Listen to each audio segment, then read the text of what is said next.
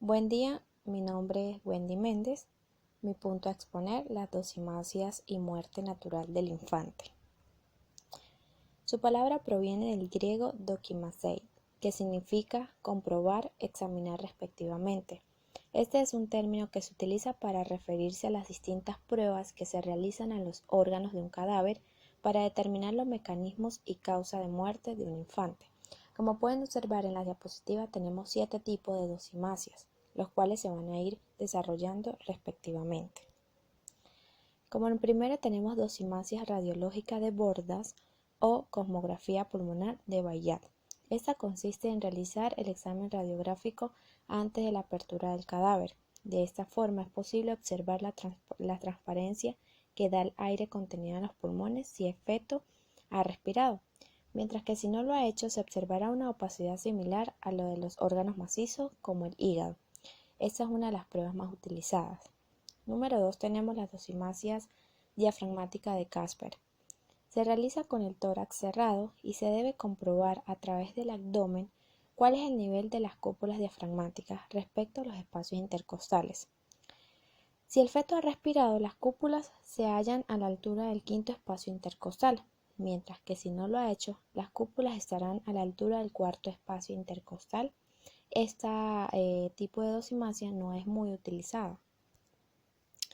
Como número 3 tenemos las dosimacias hidrostáticas de Galeno, Rayer y Scherrer. Esta es una prueba de elección, se basa en la diferenciación de densidad o de peso específico de los pulmones según el recién nacido, si ha respirado o no. El pulmón fetal, la densidad es de 1,08 a 1,10 gramos sobre mililitros. En el que ha respirado es de 0,80 a 0,96 gramos sobre mililitros. Por lo tanto, si se introduce en un recipiente con agua, el pulmón que ha respirado flota, pero sin embargo este procedimiento consta de 4 tiempos. El primer tiempo se extrae el bloque cardiopulmonar y el timo y se introduce en el agua. Si ha respirado flota y si no, pues no va a flotar. Segundo tiempo, se sumergen los pulmones en su totalidad y por partes. Se observa si flota o se hunde. El tercer tiempo, se toma uno de los fragmentos del pulmón y se lleva hasta el fondo del recipiente ejerciendo presión. Se observará si se desprenden burbujas y, si efectivamente ocurre, qué características tienen en cuanto a la cantidad y tamaño del mismo. El cuarto tiempo, en esta última etapa, se toma un fragmento del pulmón de los que haya flotado, se comprime firmemente y se abandona, observando si aún flota o se hunde respectivamente. En cuanto a la cuarta dosimacia, tenemos que es la histológica de Bauchut o tamasia. Esta consiste en la observación microscópica de la estructura del parénquima que varía según haya respirado o no, detectándose características con técnicas de fijación y coloración habituales de hematocilina o eosina utilizadas en los laboratorios de anatomía patológica. Como quinta dosimacia tenemos la gastrointestinal de Breslau. Esta técnica consiste en ligar el tubo a nivel del cardias, duodeno, el ciego y el recto. Se extrae el estómago y el intestino delgado y el grueso. Entre dichas ligaduras se introducen dichos segmentos en un recipiente con agua. La prueba es positiva cuando los diversos fragmentos flotan, lo que indica la presencia de aire. En caso contrario, sería negativa. Esta práctica tampoco es muy utilizada, no es muy rutinaria. Como sexta dosimacia tenemos la descriptiva, visual y auditiva. Esta es una de las maneras más prácticas de buscar pruebas de respiración, es visualizar y escuchar los pulmones microscópicamente durante la autopsia. Los pulmones que han respirado son de coloración rosada y al comprimirlos se escuchan crepitaciones. Una respiración parcial produce una expansión del borde anterior. Esta parte es más rosada que la posterior. Por último tenemos las dosimacias auricular de Wendt y Grader. Esta prueba resulta útil en caso de descuartizamiento de fetos y en los que se encuentre solo la extremidad cefálica. La técnica de esta prueba puede realizarse de dos formas.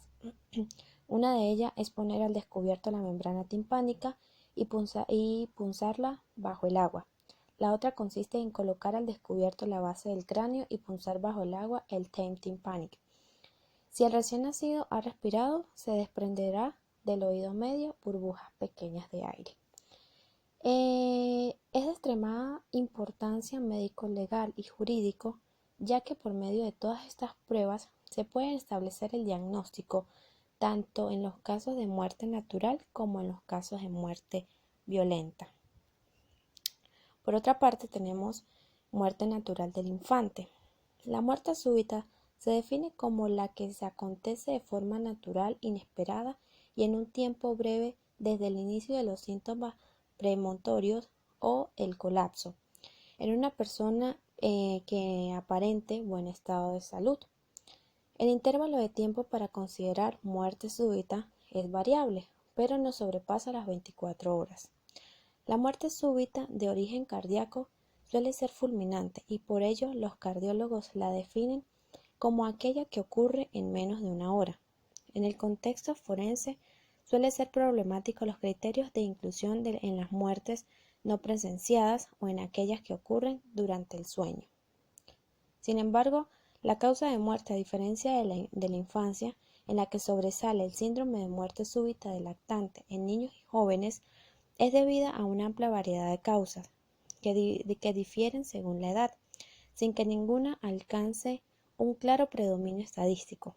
En conjunto, las causas más frecuentes son las de origen cardíaco, seguidas con enfermedades cerebrales, enfermedades respiratorias y sepsis meningocócicas. Teniendo en cuenta que los primeros años de vida predominan las muertes súbitas de origen infeccioso, fundamentalmente respiratorias, mientras que a partir de la adolescencia aumenta la incidencia de muerte cardíaca debido a miocardiopatías. La muerte súbita de origen inexplicado constituye o contribuye otro de los principales grupos, como una frecuencia que oscila entre el 10 al 20%.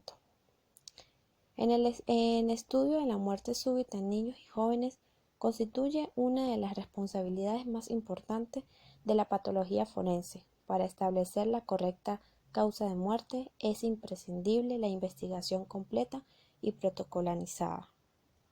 Gracias.